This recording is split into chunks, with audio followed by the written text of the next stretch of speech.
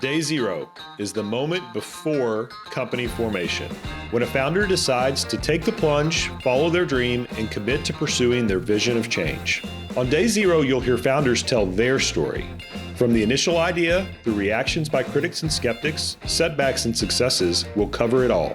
Behind every company is a founder with ambition, goals, dreams, and wisdom to be shared. Let's explore them together. Well, thank you so much, and welcome to another podcast of Day Zero, where we interview founders really progressing and transforming the healthcare industry.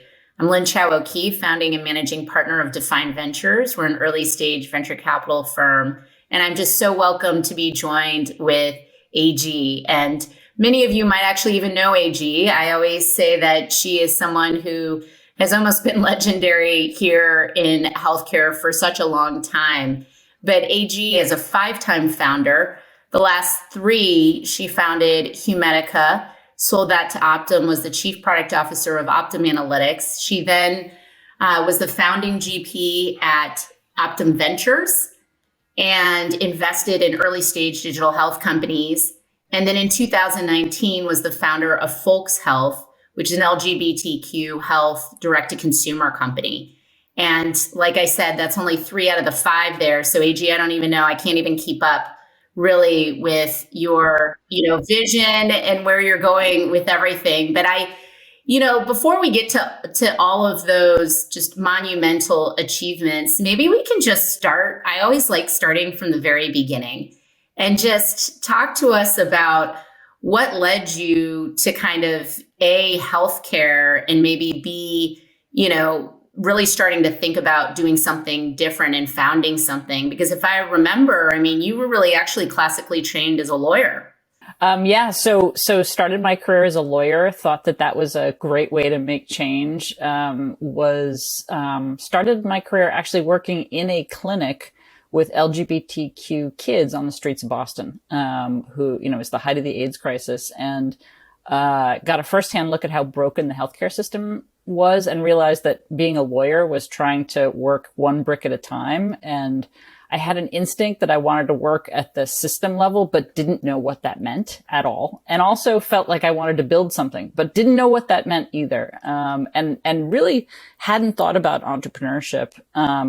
I'll fast forward a little bit, but went to public health school, and there got recruited by a couple of entrepreneurs in Boston, who were working around data and analytics. And they pulled me in. And again, I had no idea what they were doing or how to do it or what equity meant or any of those things, but really quickly got the bug.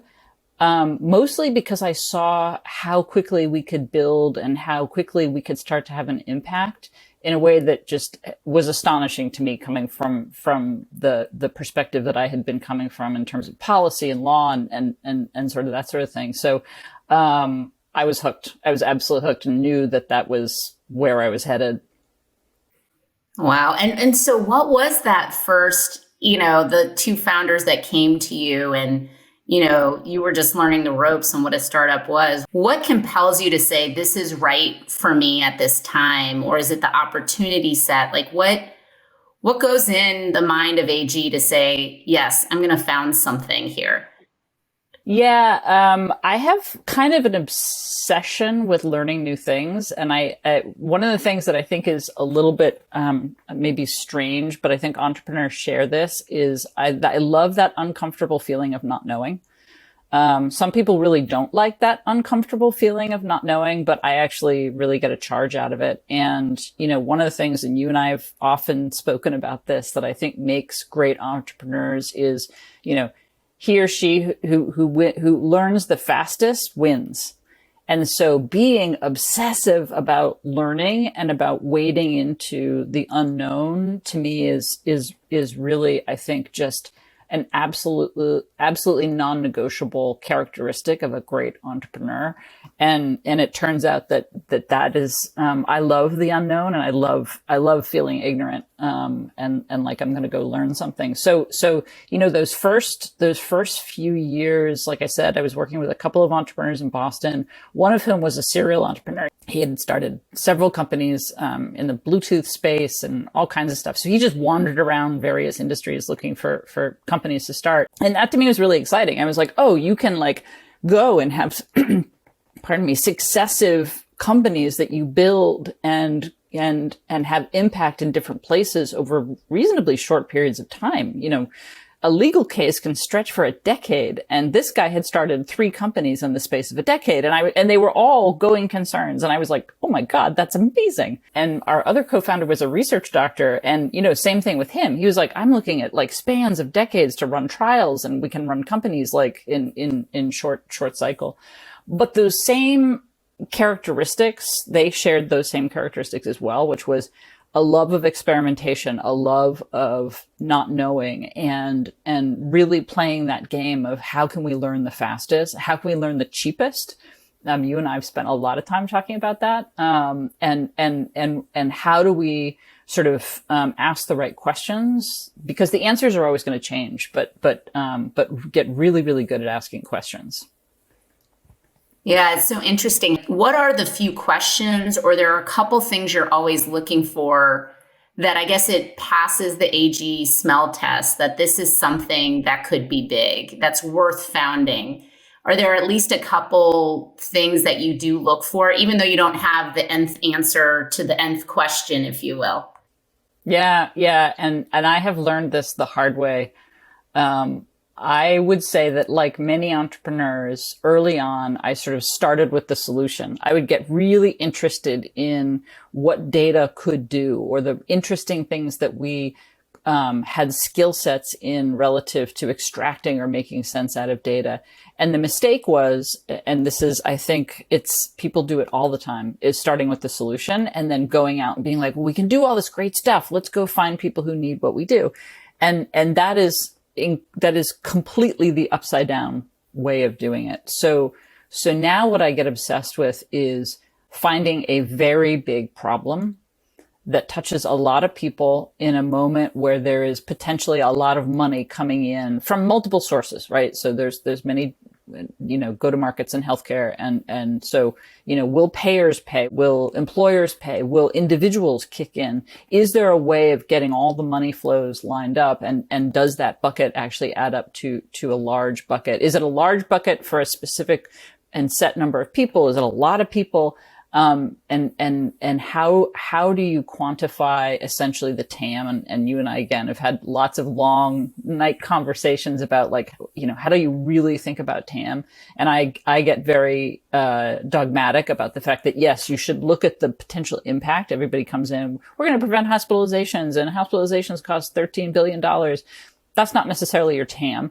Your TAM is how many people will buy your thing and how long is it going to take you to sell to them. Right? Because TAM is also should be discounted over time and sales cycles. And that's another thing I think people don't think about. But so I get really obsessed about like starting with that. Because if you have a big number, if you have a large problem that a lot of people are invested in solving, you can experiment with a lot of different models, and you can fail because you're going to, right, across those different models and still have a great business. And the ideal circumstances where you have at least 2, ideally 3 go-to-markets that you can really lock in and who are deeply aligned and invested. That doesn't mean they're going to want the same solution, but they want the same problem solved, potentially from different perspectives, but they want the same problem solved. And that to me is sort of the beginning of the magic, is getting excited about, wow, this is a big problem. A lot of people care about this, and there's a lot of money behind solving it. So now AG has seen this big TAM. You've seen potential go-to-markets, and you say, I'm going to found this. Like kind of like day one, what are the things, or what's the AG recipe that you start to think about that you say, okay, and I don't, name whatever, is it the first 90 days or the first, 6 months? Like, how do you think, or what are the things that you really like to tackle? Yeah. And I think I become a sort of a truffle pig for who will spend money and how can we test that? So there's a long tradition in the sort of B2B space, I think of going and getting the Sentinel client and so on. And a lot of people sort of think you got to give it all the way free and blah, blah, blah. And my question is always actually, who will pay for us to help dive in and solve this problem, even in the context of a pilot? And it doesn't have to be, obviously, I don't think it's usually upfront money, but will they sign a dollar contract for us to achieve a certain outcome by virtue of the problem that we solve? And that to me is really important. I think, again, and it can be discounted. There can be all sorts of ways to compensate your early customers, but the willingness to pay, I think, is the sentinel test. And with some sense of the scale of the dollars engaged in solving the problem. And like I said, there's a lot of ways of structuring those early contracts. So, your early customers get upside on having worked with you and taken the risk on you. But proving that willingness to pay. And then in the direct to consumer, and I think you and I love doing this, which is how do we put up really cheap tests up to test whether or not people will actually pull their wallet out of their credit card out of their wallet and pay for something.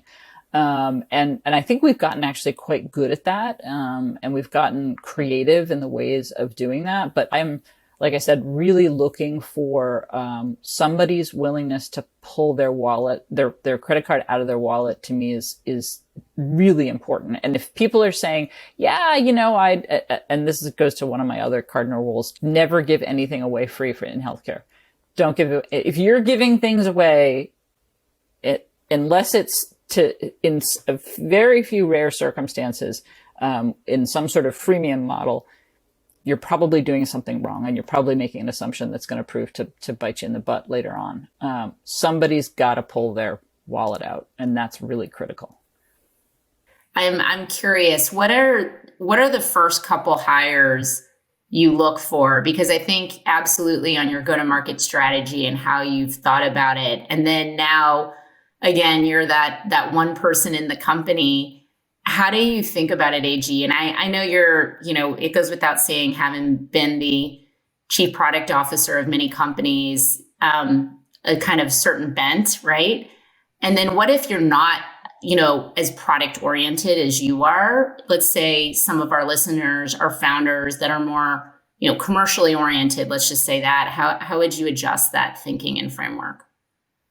Yeah. So I think you put your finger on a really important point, which is figuring out what you're not good at and finding the people around you that you need really quickly to help manage that. And again, I think it has to do with doing it in a way that is extremely cost effective, particularly in those very earliest days. So it's sort of about finding people that are as crazy as you are.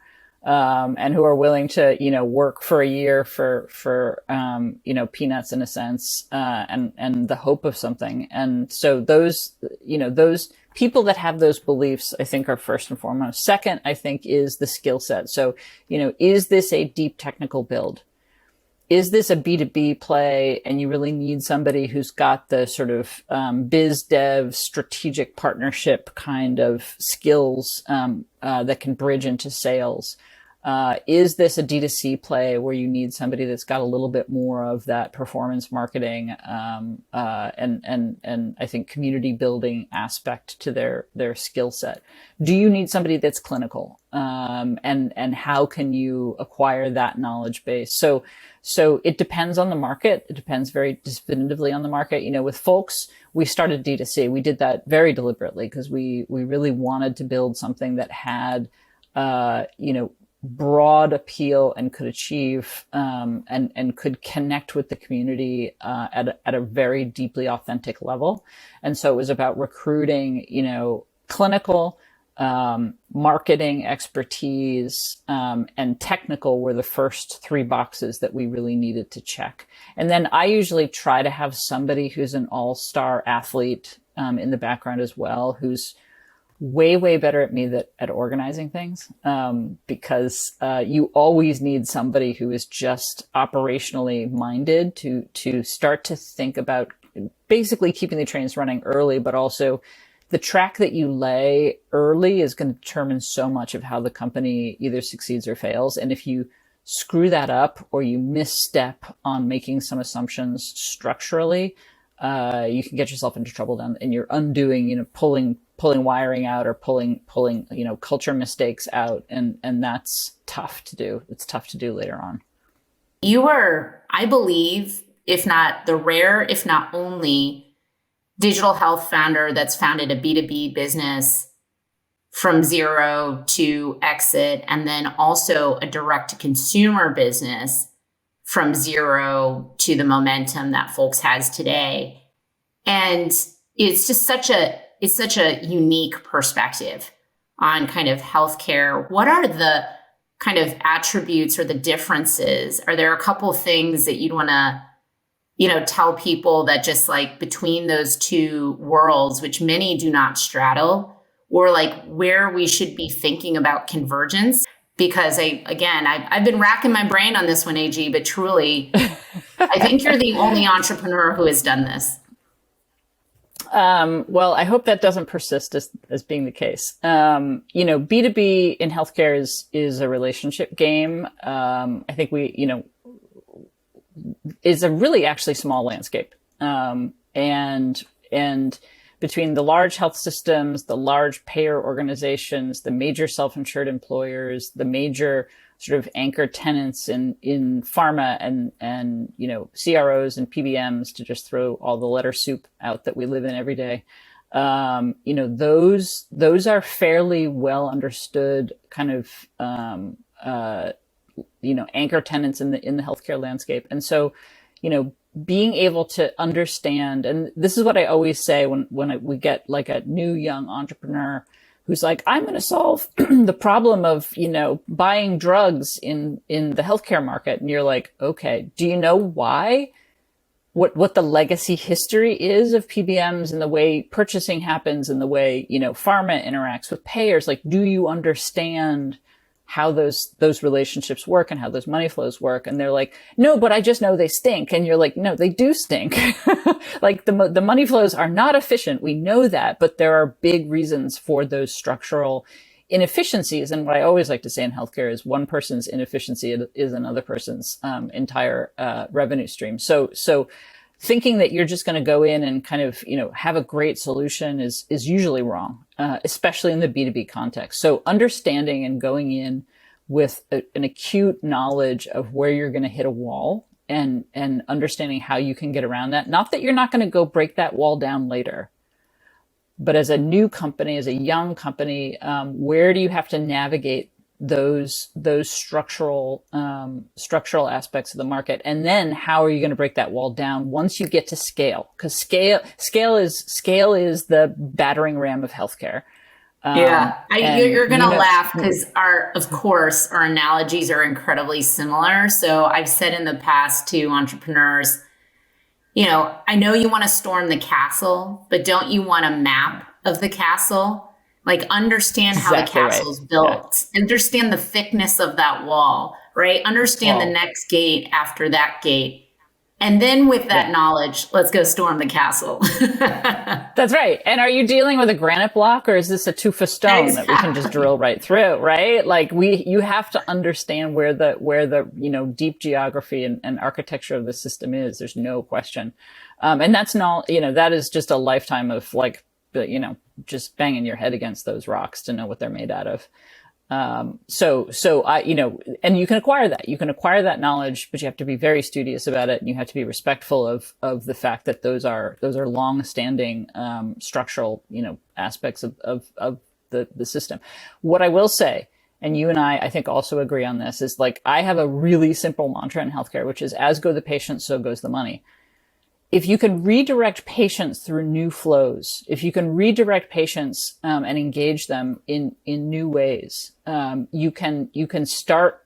That is one of the biggest levers, and that is your point about sort of my transition from B2B to D2C was really driven by the recognition that if you can go directly to patients and consumers and people, and you can engage them deeply, then you can start to make change to the healthcare system based on the fact that you now have a bunch of people who are clamoring with you outside the gates, so to speak.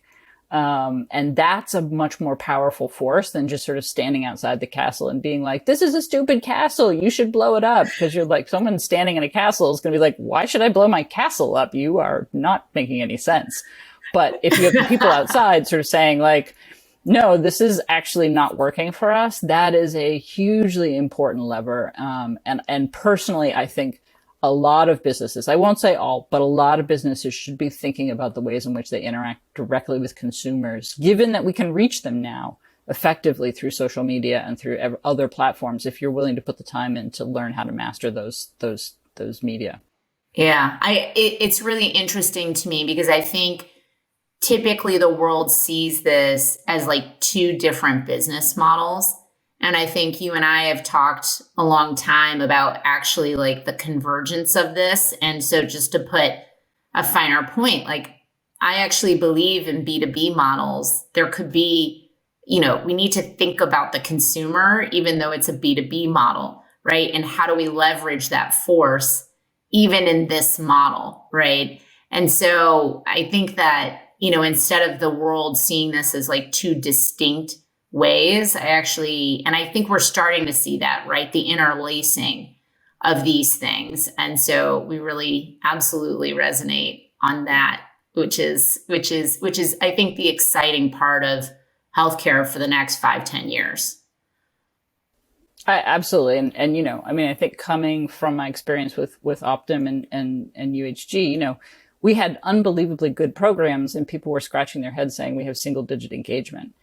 And it was like, of course we have single digit engagement. Like people aren't going to be like, I'm going to go to my insurance company, ask them for a program to help my, weight loss. It was like, that's not the way people think. And we are not building, healthcare still. And I think this is going to be the next, I think, really interesting thing. And we're starting to see this with the companies that I get really excited about, which is they're building brand. They're actually building consumer brand. And that consumer brand is a brand that people in their own lives want to be associated with.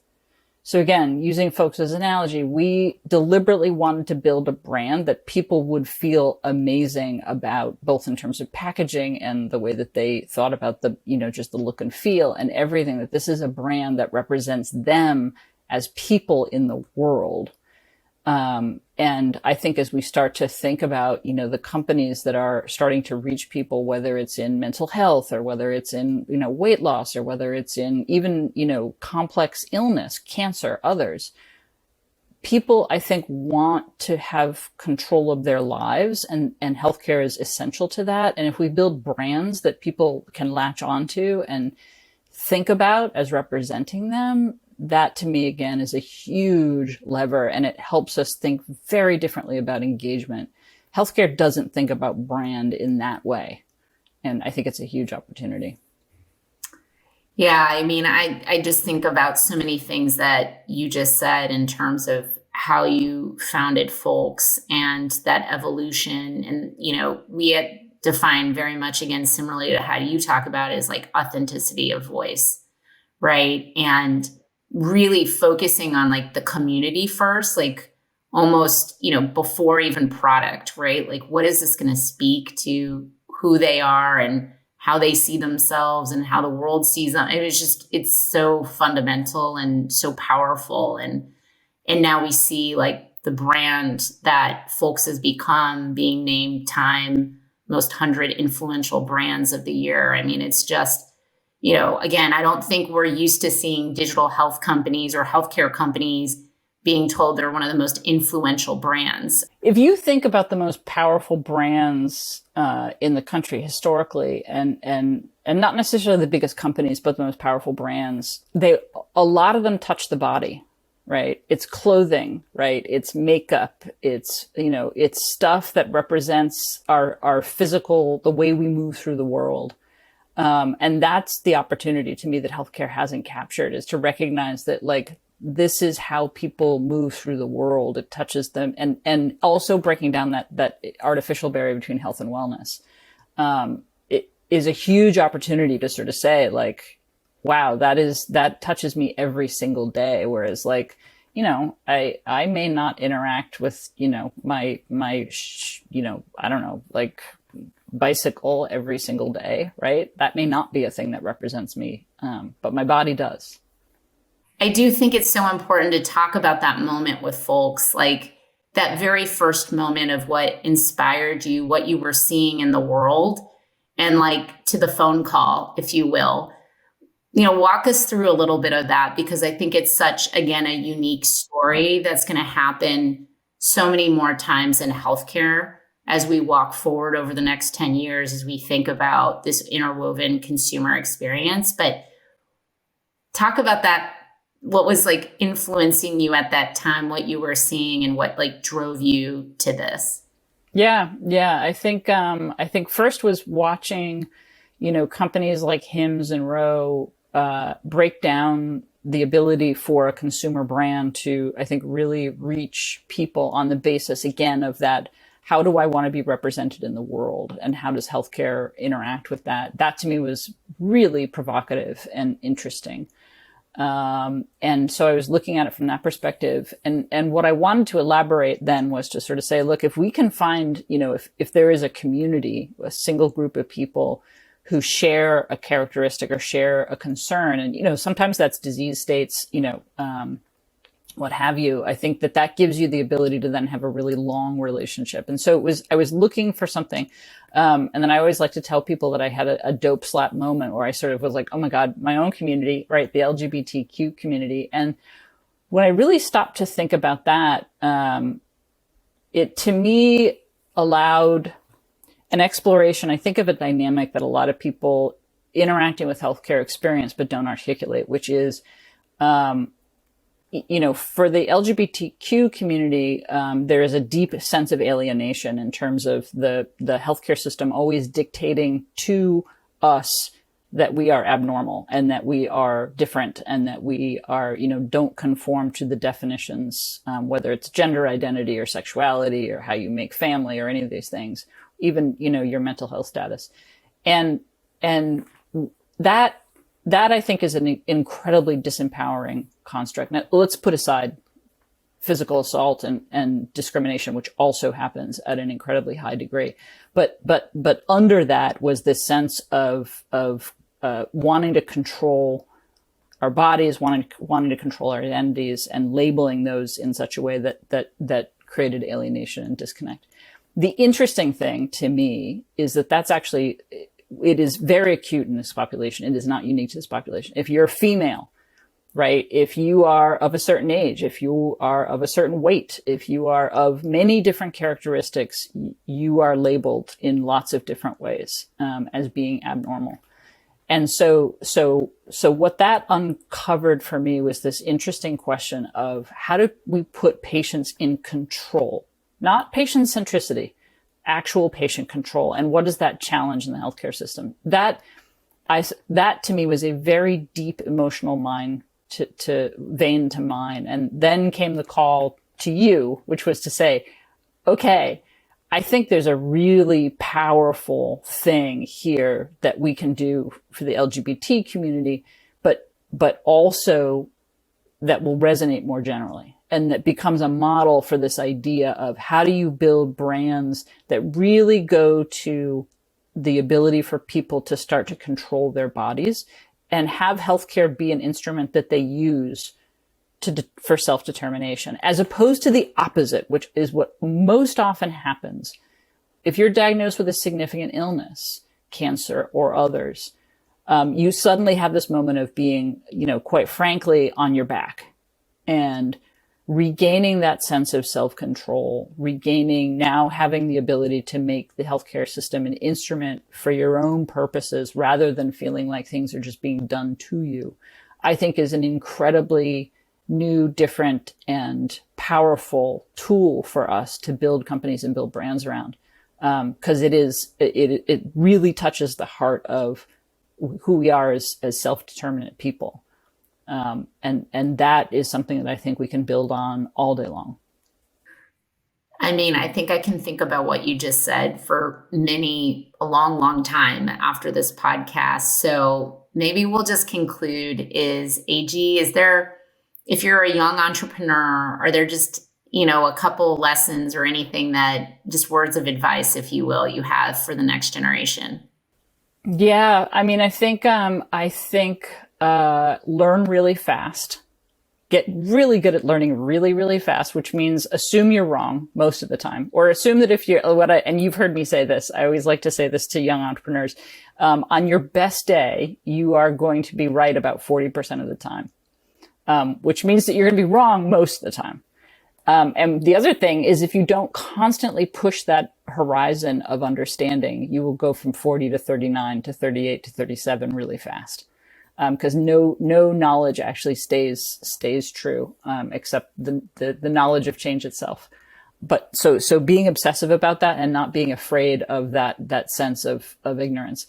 And then I think the other thing is, particularly in healthcare, is understand that landscape, understand where those castles are and why they exist, and don't assume that just some great solution is going to be the battering ram that's going to knock that thing down. Chances are really good you got to be inside the castle and you got to be inside the architecture to figure out how to then change it, as opposed to try to just blow it up.